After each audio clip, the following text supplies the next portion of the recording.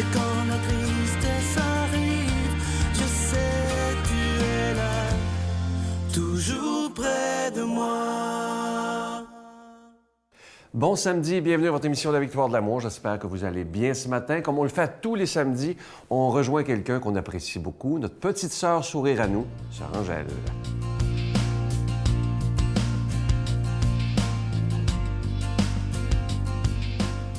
Eh bien, bonjour. Est-ce que vous voyez, vous réalisez que les journées commencent à allonger?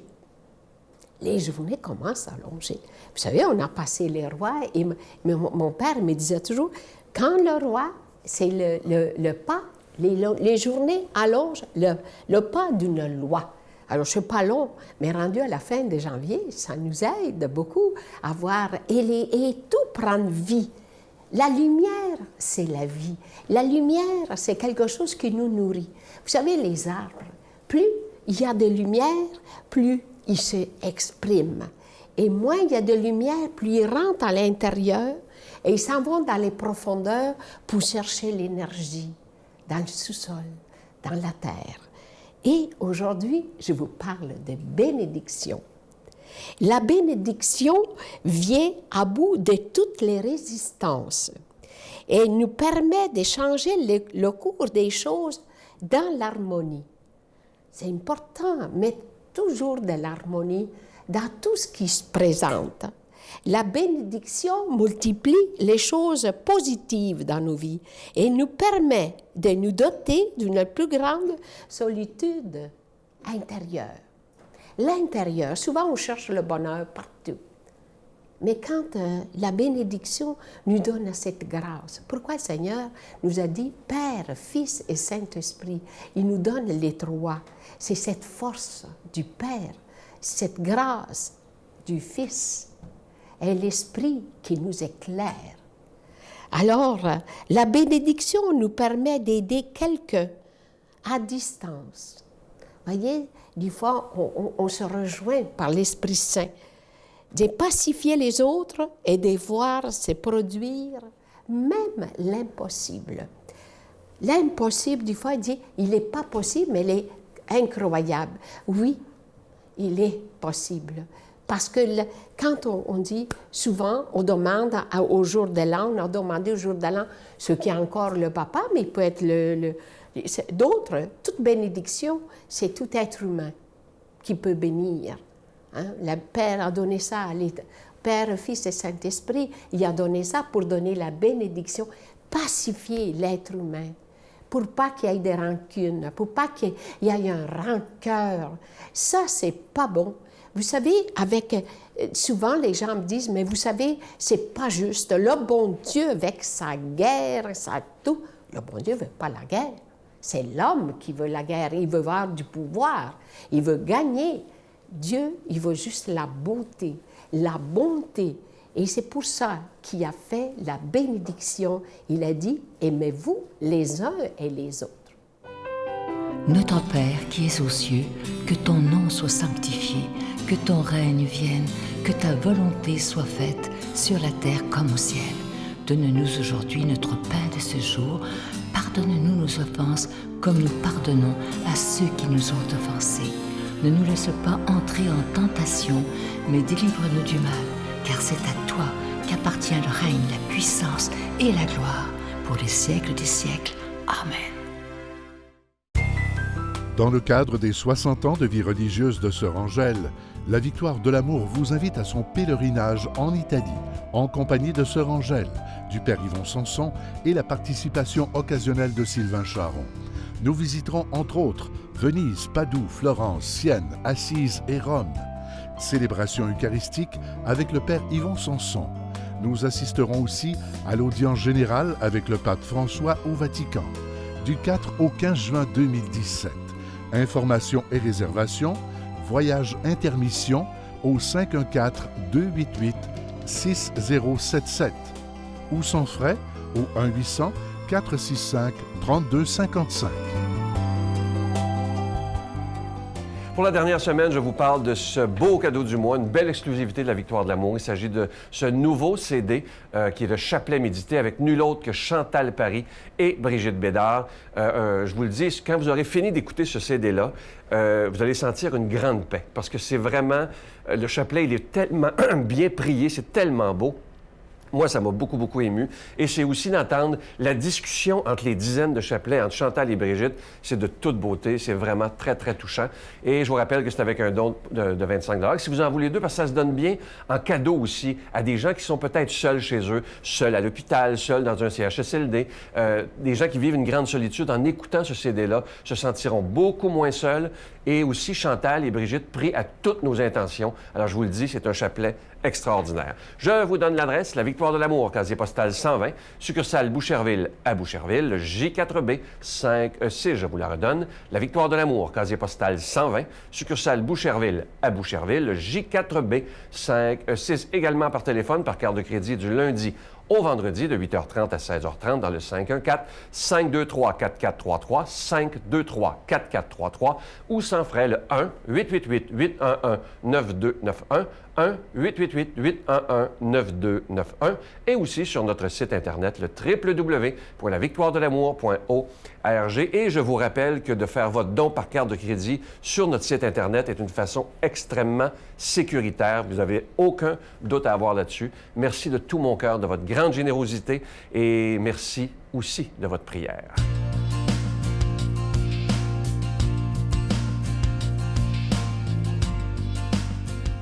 Mon Dieu, donnez-moi la sérénité d'accepter les choses que je ne peux changer, le courage de changer les choses que je peux et la sagesse d'en connaître la différence. Amen. Aujourd'hui, un nouveau collaborateur pour proclamer la parole de Dieu. Imaginez, c'est l'époux de Brigitte Bédard, qui a ses cours en théologie, évidemment, et qui est aussi professeur de pastoral dans une école privée. Alors, on rejoint Hugues Pelletier, l'époux de notre amie Brigitte.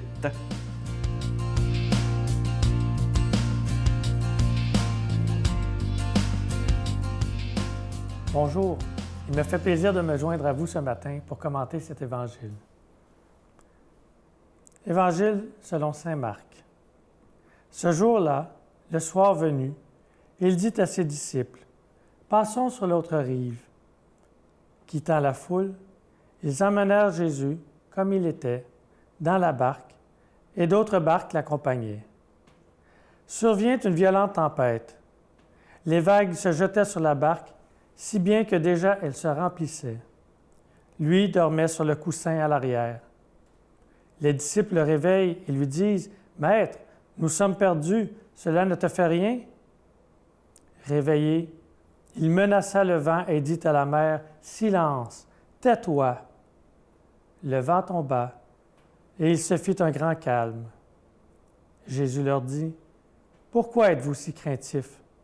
N'avez-vous pas encore la foi? » Saisis d'une grande crainte, ils se disaient entre eux, « Qui est-il donc, celui-ci, que même le vent et la mer lui obéissent? »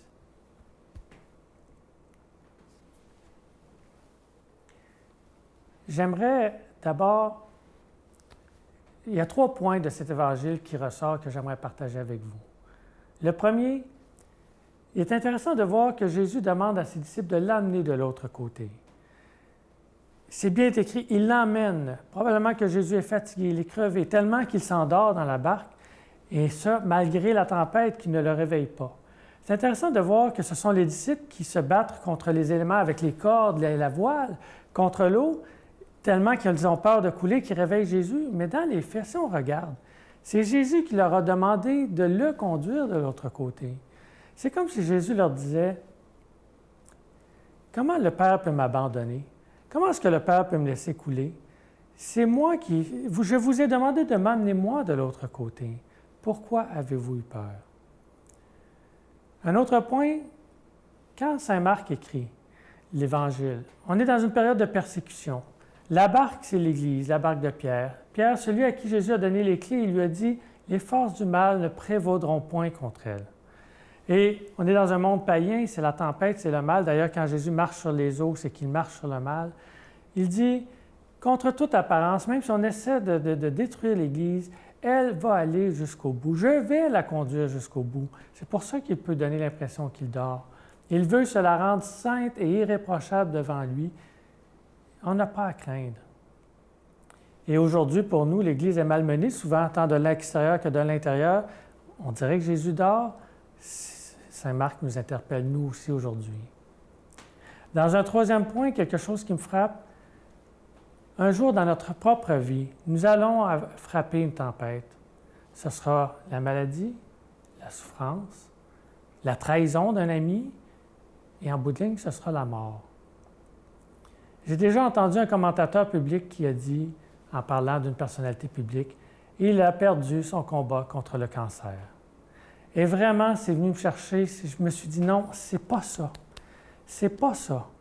Parce que moi, j'ai connu une personne cancéreuse qui se mourait du cancer et elle est restée debout jusqu'à la fin. Elle a aimé la vie, elle a mordu dans la vie, elle a eu espérance jusqu'à la fin. Pas espérance qu'elle guérirait, espérance qu'elle s'en allait vers la vie. Et c'est elle qui consolait, réconfortait les siens qui étaient plus peinés qu'elle. C'est elle qui donnait de l'espérance aux autres malades dans l'hôpital et pourtant, c'est elle qui s'en allait. Pour moi, oui, le cancer est venu à bout de son corps, mais la maladie n'est pas venue à bout de son âme, n'est pas venue à bout de son espérance. Et pour moi, cette personne, elle a gagné son combat contre le cancer. Quand je lis cet évangile de la tempête apaisée, je comprends que Dieu, s'il le veut, il peut l'enlever le mal. Il peut le faire, et parfois il le fait. J'ai vu des guérisons physiques, mais plus souvent qu'autrement, qu'est-ce qu'il veut? Il veut nous amener quelque part, il veut toujours nous amener quelque part plus loin. Et ce quelque part, en bout de ligne, c'est avec lui, c'est auprès de lui, c'est au paradis. Mais sur terre, déjà, il veut nous amener à vivre comme lui, pardonner malgré le mal terrible qu'on peut nous faire, rester en paix, croire que quelqu'un peut toujours trouver la paix et la vie. Il veut nous amener à aimer comme lui nous aime. Et ça, c'est vaincre le mal. La petite Thérèse a dit un jour, j'ai lu qu'elle aurait dit un jour qu'elle aurait voulu, si elle avait été dans la barque, elle aurait voulu ne pas réveiller Jésus, le laisser dormir. Mais dans les faits, c'est ce qui est arrivé. Thérèse a beaucoup souffert à la fin de sa vie. Et on sait qu'à la fin, elle a même vécu un vide incroyable et elle a dit « je veux croire ». Et elle a cru jusqu'à la fin. Donc, dans les faits, elle n'a pas réveillé Jésus. Elle est restée confiante jusqu'au bout. Et c'est cette espérance que je nous souhaite aujourd'hui. Jésus veut nous amener plus loin. Dès maintenant, il veut nous faire entrer dans son royaume, d'aimer comme lui, d'espérer comme lui. Et c'est ce que je nous souhaite, c'est ce que je lui demande. En cette fête de saint Thomas d'Aquin, grand docteur de l'Église, qu'il nous donne de comprendre cette parole que Jésus est vraiment avec nous et qu'avec lui, on va arriver à bon port, c'est-à-dire dans les bras du Père. Gardons cette espérance vivante en nous. Et je lui demande au Seigneur de nous bénir, lui qui est Père, Fils et Esprit Saint. Amen. Je vous salue Marie, pleine de grâce. Le Seigneur est avec vous. Vous êtes bénie entre toutes les femmes, et Jésus, le fruit de vos entrailles, est béni. Sainte Marie, Mère de Dieu, priez pour nous pauvres pécheurs, maintenant et à l'heure de notre mort. Amen. Je vous invite à ne pas manquer demain une émission tout à fait spéciale. C'est un hommage à Georges Hamel. Je sais que beaucoup d'entre vous avaient aimé et aimé encore malgré son décès Georges Hamel. Je reçois avec beaucoup de joie René Turgeon qui nous fera 2 magnifiques chansons de Georges Hamel. C'est incroyable la façon qu'il les interprète d'ailleurs. Il a vraiment un grand talent. Et tout un témoignage aussi d'un homme qui a décidé de vivre plus simplement malgré une richesse qu'il a, financière qu'il avait et qu'il a encore. Mais il découvre tranquillement que c'est pas ça qui fait le bonheur. Bien au contraire. On le reçoit demain. René Turgeon.